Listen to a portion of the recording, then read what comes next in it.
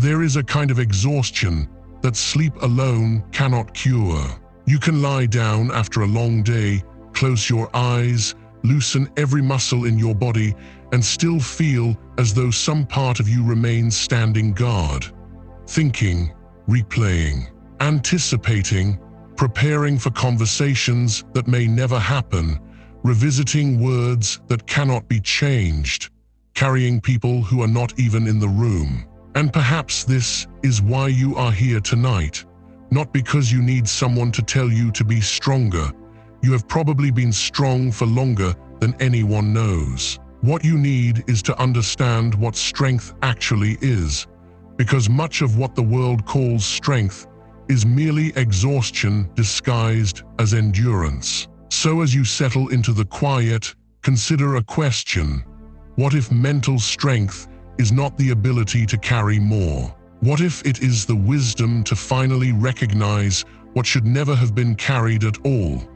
There are people who appear strong because they tolerate everything. They tolerate disrespect. They tolerate chaos. They tolerate their own destructive habits.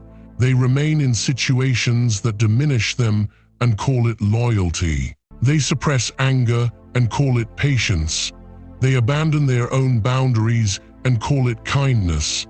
But endurance without judgment is not strength. Sometimes it is simply fear wearing a respectable face. The Stoics understood this distinction remarkably well.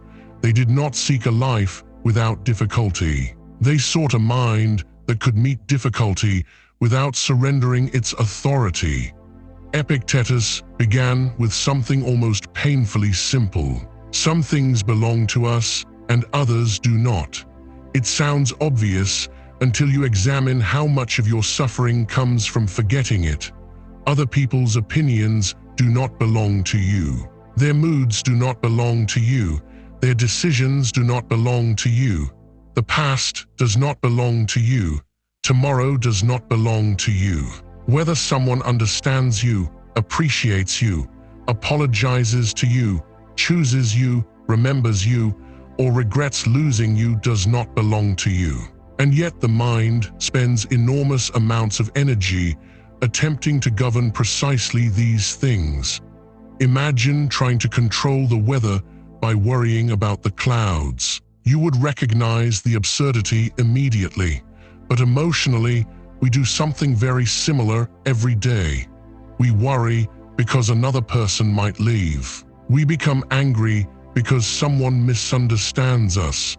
We rehearse arguments because we want to control how we are perceived. We resent the past because reality refuses to return and negotiate with us. Then we wonder why we are tired. Mental strength begins when you stop assigning yourself responsibility for what was never yours to command. This does not make you passive, quite the opposite. It returns your strength to the only place where it can actually be used. Your judgment, your choices, your actions, your character, your response, these are yours. And tonight, while the world becomes quieter around you, you can begin returning your attention to them. Think carefully about something that has been troubling you recently. Perhaps it is a person, perhaps money, perhaps uncertainty, perhaps something you said, something someone did, something you fear may happen. Do not fight the thought. Allow it to appear. Now ask one question: what part of this is actually mine? Not what part feels important, not what part you desperately wish you could control. What part genuinely belongs to your choice? There is usually less than we imagine, and strangely, that is good news. Because the smaller your true responsibility becomes, the more precisely you can fulfill it. You do not need to control the entire situation. You need to control your next honest action. You do not need to know how everything will end. You need to know who you intend to be while it unfolds. This is the beginning of a stronger mind, not certainty, orientation. Marcus Aurelius lived surrounded by uncertainty, political intrigue, illness, war, betrayal. responsibility on a scale few people could comprehend. Yet in his private reflections, he repeatedly returned to the same internal territory: his own mind, his own conduct. The present moment. He understood that if the world could dictate the condition of his inner life, then being emperor meant very little. Consider that. You may not rule an empire, but every morning something attempts to rule you. A message, a memory, a criticism, a delay, an unexpected expense, a person's tone of voice, a headline, an insult, a fear. Sometimes all it takes is one sentence from another human being, and the emotional climate of an entire day changes. That is an extraordinary amount of power to surrender. Mental strength is the gradual refusal to surrender it, not by becoming cold, not by pretending things do not hurt, but by creating a space between what happens and what you become because it happened. That space is where your freedom lives, and it can be trained. Perhaps tonight is where that training begins. There is no need to solve your entire life before you sleep. There is no need to understand everything. For now, simply notice the difference between an event and your judgment about the event. Someone ignored you. That is the event. They do not respect me. I have done something wrong. They are trying to hurt me. I must respond. I need an explanation. Those are judgments. Something did not work out. That is the event. My life is falling behind. I always fail. Everyone else is doing better. I have wasted too much time. Those are judgments. The mind attaches stories to reality so quickly that we mistake the story for the reality itself. The stronger mind learns to separate them again. And in that separation, something becomes quieter. You begin to realize that not every thought deserves belief.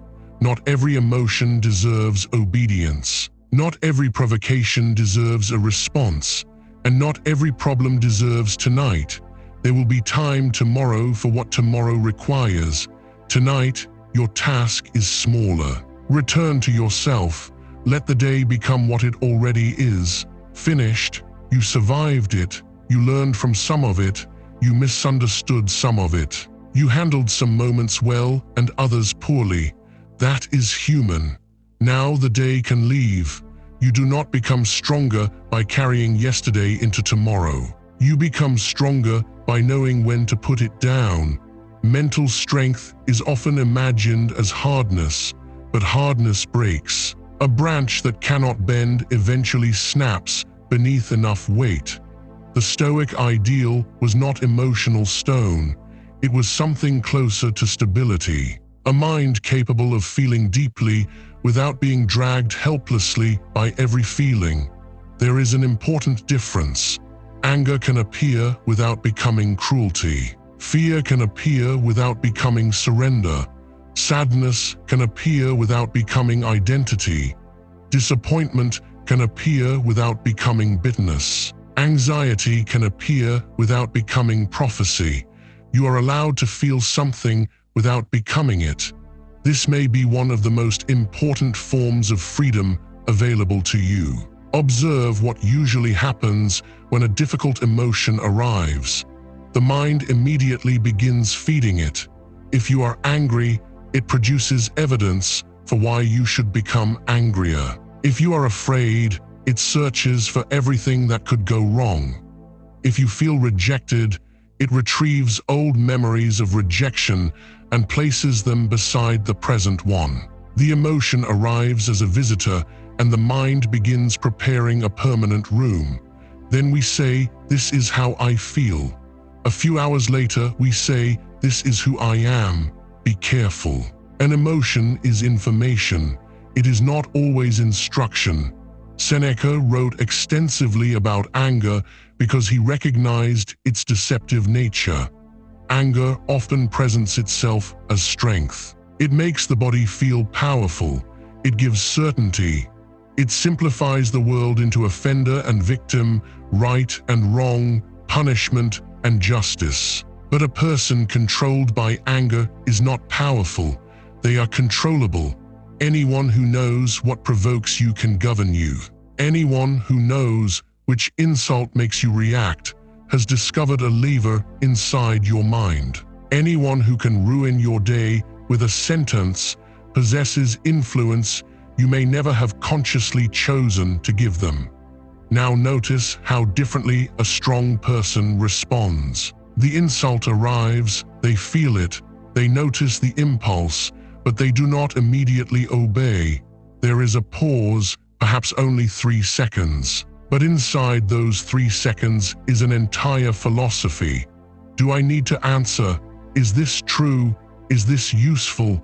Will responding improve anything? Am I acting from principle or merely relieving the discomfort of being provoked? These questions are not weakness, they are command. The strongest response is sometimes a clear sentence, sometimes a boundary, sometimes departure, sometimes silence.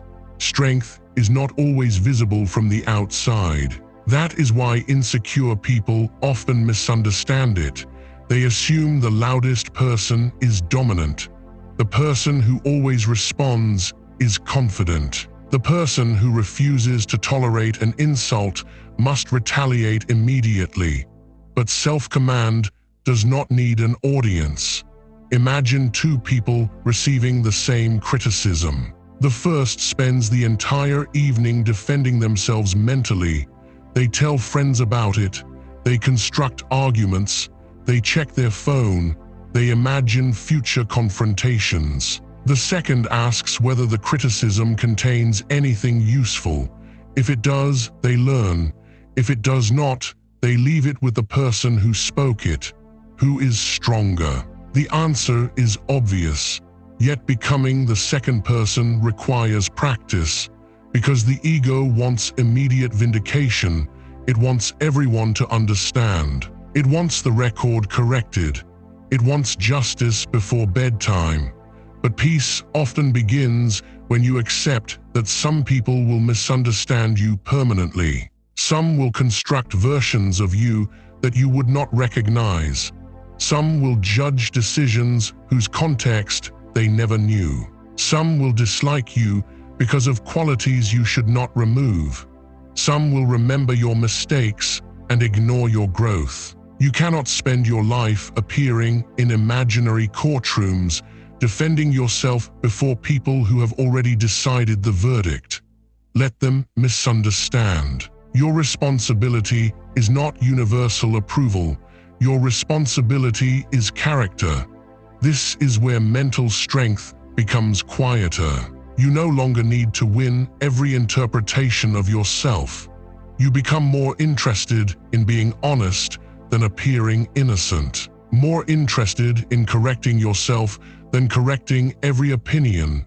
More interested in peace than performance. And perhaps there is something you can release tonight. A person whose understanding you have been trying to force.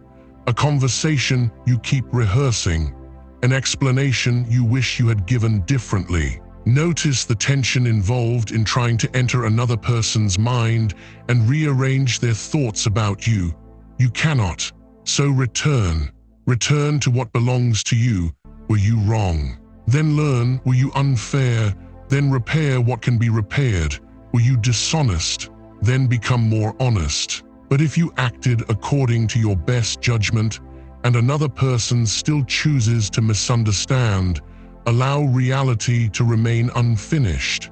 Not every story receives closure. A mature mind can live without it. That is strength. And as you rest tonight, perhaps you can practice a small form of voluntary surrender. Say quietly within yourself, I do not need to resolve this tonight. There is wisdom in that sentence, because urgency is one of anxiety's favorite disguises. It tells you everything must be solved now. The message must be answered now. The decision must be made now. The future must be understood now. But many things become clearer when they are not chased. Sleep is not avoidance. Sometimes sleep is discipline. It is the willingness to stop interfering with a problem long enough for the mind to regain proportion. Tomorrow, you may still need courage. You may still need a difficult conversation. You may still need to make a decision you would rather avoid. But you do not need to fight tomorrow's battle from your bed tonight. Keep your strength. Morning will know what to do with it. There is another misunderstanding about mental strength. People often think it means never needing anyone. That is not strength. Human beings are social creatures.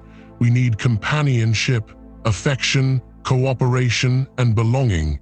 The danger begins when preference becomes dependence. When you no longer merely enjoy another person's love, but require it to believe you are worthy. When you no longer appreciate recognition, but need recognition to continue. When someone's presence becomes proof that you matter, and their absence becomes evidence that you do not. This gives another person a responsibility they can never safely carry. The responsibility for your relationship with yourself.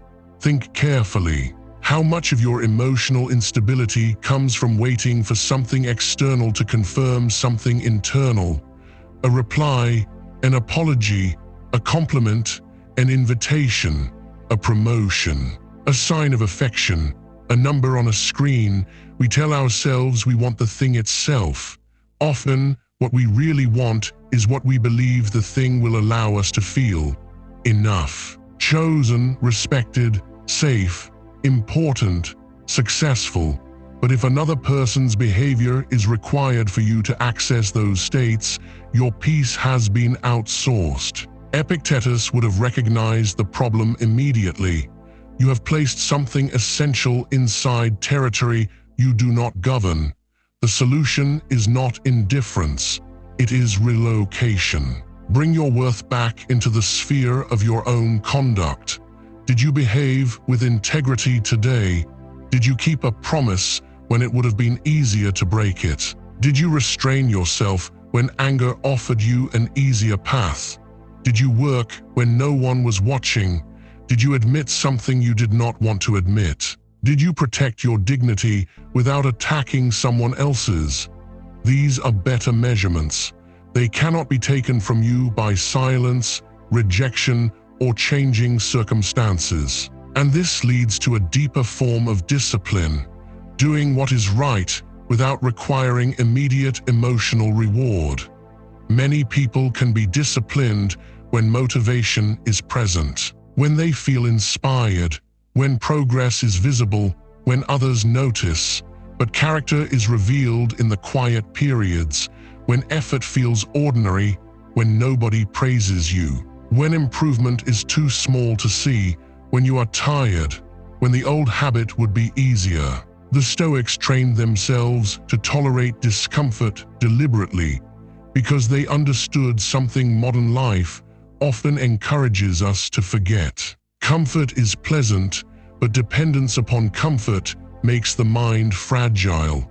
If everything must feel right before you act, feelings become your master. So sometimes you act while uncomfortable. You rise when you would rather remain in bed. You take the walk. You finish the work. You make the call. You tell the truth. You say no. You sit with loneliness without contacting the person who repeatedly harms your peace. You allow boredom without immediately escaping into stimulation. These moments appear small. They are not. Every time you refuse to obey an impulse merely because it is uncomfortable to resist, you teach yourself something. I can experience discomfort without abandoning myself. That lesson accumulates, and eventually, when life presents discomfort you did not choose, the mind recognizes the territory. You have been here before. You know that discomfort rises. You know it changes. You know an urge can exist without being obeyed. You know fear can accompany action rather than prevent it. This is why voluntary discomfort is not punishment. It is rehearsal. You do not need extremes. Cold floors and dramatic deprivation are unnecessary. Choose small things. Wait a little longer before satisfying an impulse.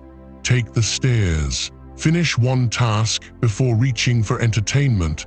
Spend 10 minutes without your phone. Have the conversation you have postponed. Say no without inventing an elaborate excuse. Allow someone to be disappointed with your boundary. That final one can be particularly difficult. Many adults have spent decades believing that being good means preventing other people from feeling uncomfortable. So they over-explain. They agree when they mean no. They accept invitations they resent. They answer messages when exhausted. They absorb disrespect to preserve harmony. Then privately, resentment grows. But a boundary is not aggression. It is information. It tells another person where your responsibility ends and theirs begins. A mentally strong person can tolerate the temporary discomfort of another person's disappointment. They understand that peace purchased through self-betrayal is not peace. It is merely postponed conflict. Observe where you betray yourself to avoid discomfort.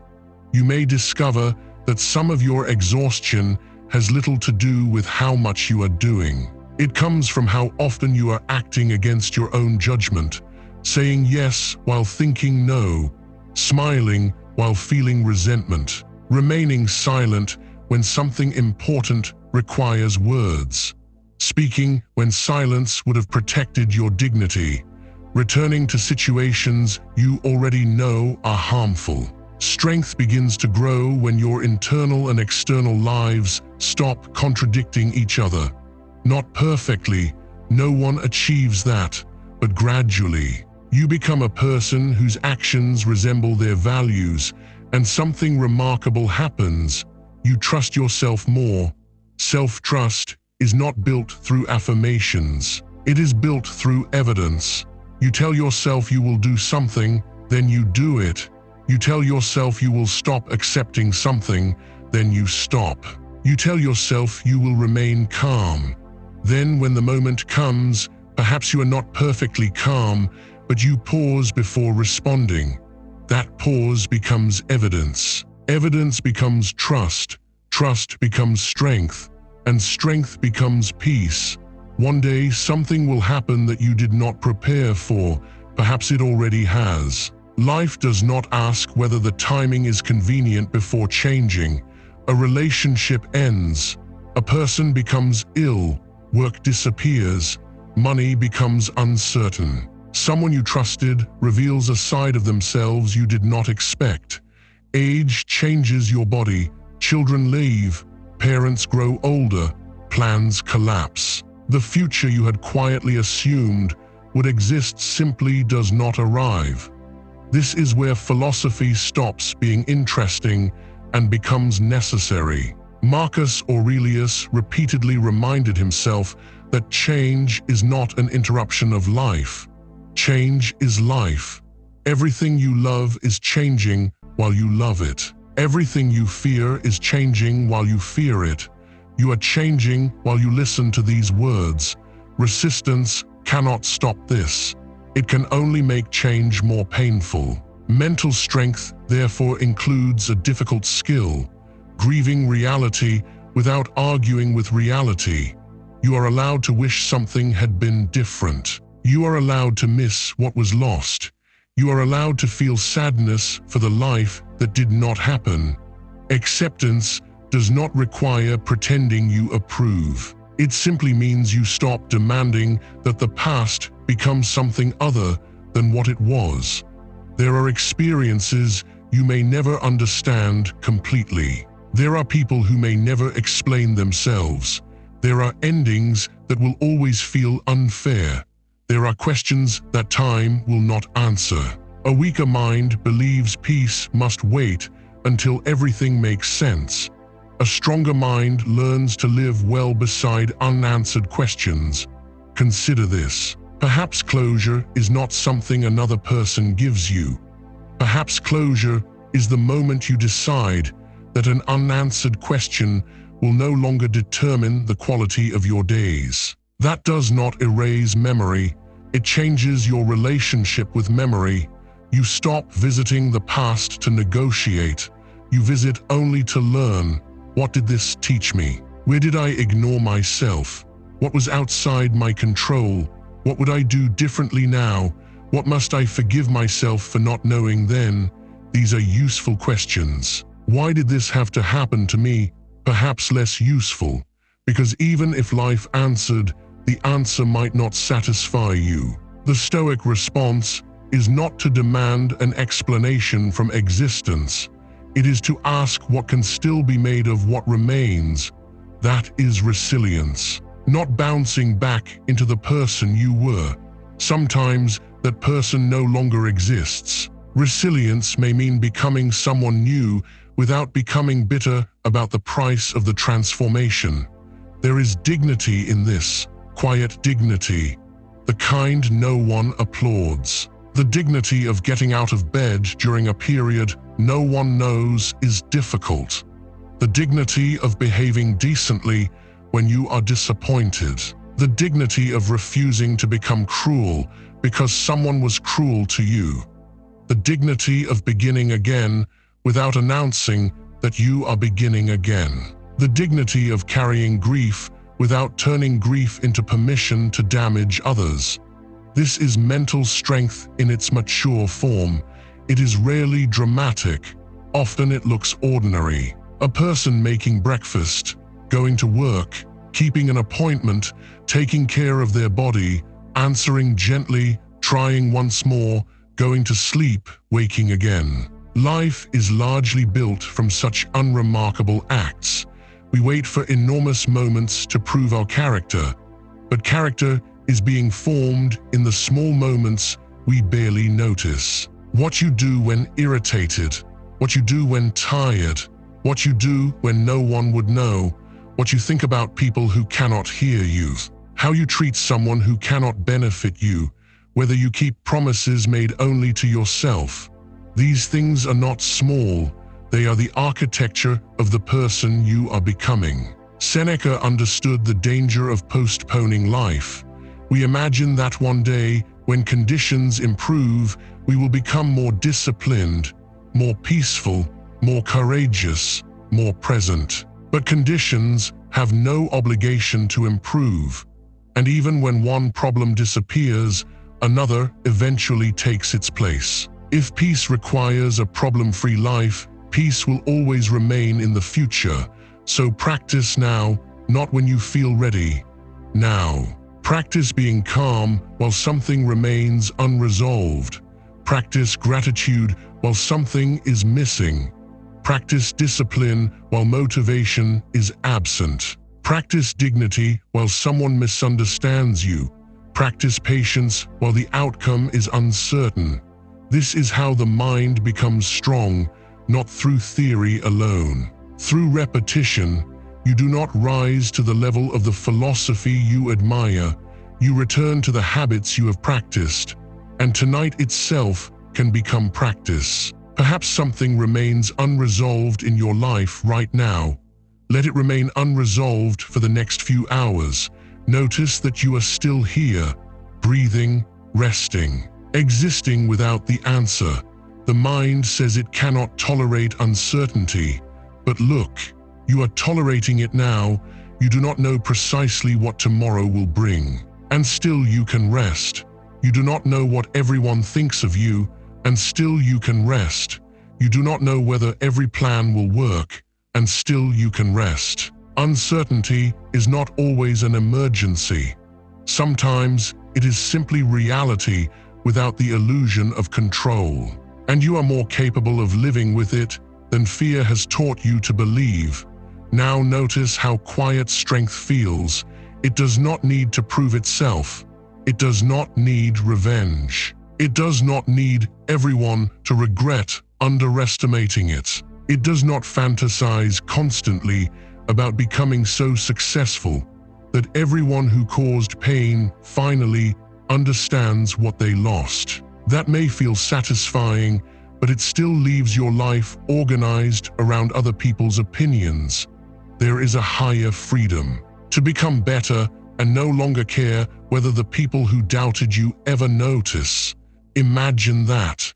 You improve because improvement is worthy. You become disciplined because disorder costs too much. You become calmer because your mind deserves peace. You protect your boundaries because your time is finite. You take care of your body because it carries you through the only life you know you have. You read, you learn, you work, you rest. You become more deliberate. And none of it is revenge. It is stewardship. You are taking responsibility for the life placed in your hands. This is why Stoicism, properly understood, is not about suppressing emotion. It is about refusing to waste life. Time is always passing, even tonight, not threateningly, simply truthfully. You cannot save time for later. You can only decide what deserves the portion currently passing through your hands. Seneca observed that people guard their possessions carefully while allowing others to consume enormous portions of their lives. That observation has become even more relevant. Think of how easily attention disappears now. A few minutes checking something, another few minutes comparing, another argument consumed mentally, another hour lost to content you cannot remember, another evening worrying about a future that did not happen. Attention is life in its most practical form. Whatever repeatedly receives your attention receives pieces of your existence. So mental strength is also the ability to decide what does not deserve your attention. This may be more important than deciding what does. Not every controversy, not every opinion, not every notification, not every insult, not every invitation, not every opportunity, not every person. The disciplined mind is selective.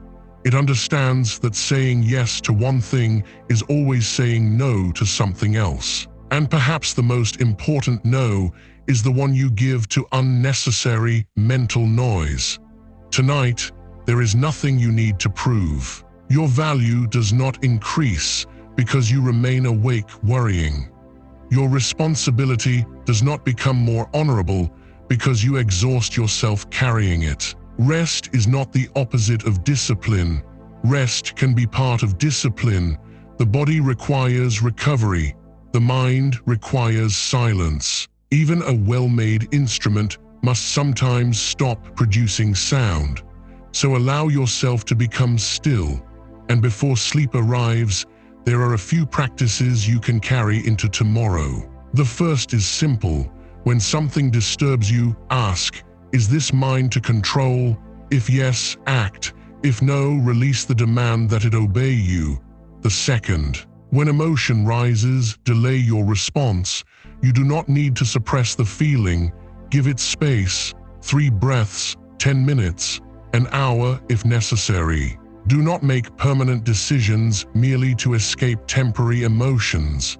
The third, choose one small discomfort deliberately each day, not to punish yourself. To remind yourself that comfort is a preference, not a requirement.